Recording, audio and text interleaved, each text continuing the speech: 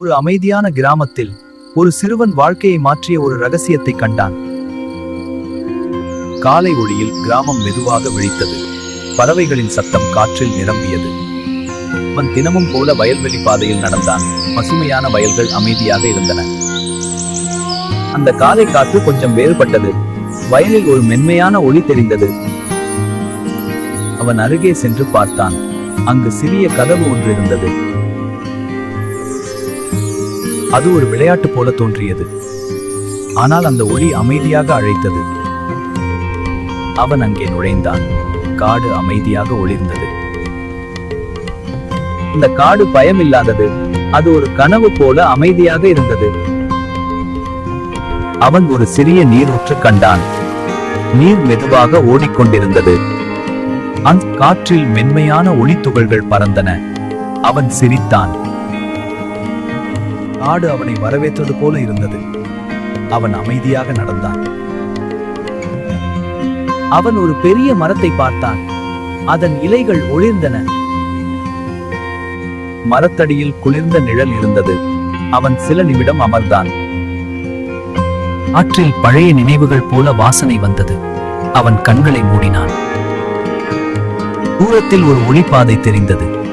அவன் அதை நோக்கி நடந்தான். ஒளிப்பாதை அவனை காடின் ஆழத்திற்கு அழைத்தது. அங்கு நிறங்கள் இன்னும் பிரகாசமாக இருந்தன. வண்ணத்து பூச்சிகள் அமைதியாக பறந்தன. அவன் அவற்றை பார்த்து மெதுவாக நடந்தான். அவன் ஒரு அமைதியான ஏரியை கண்டான்.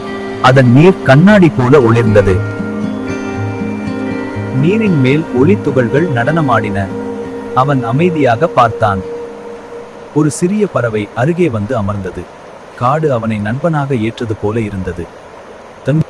ஒரு சிறிய அணில் மரத்தில் ஓடியது. அவன் சிரித்தான். அவன் திரும்பி நடக்க ஆரம்பித்தான். வீட்டின் நினைவு அவனை அழைத்தது.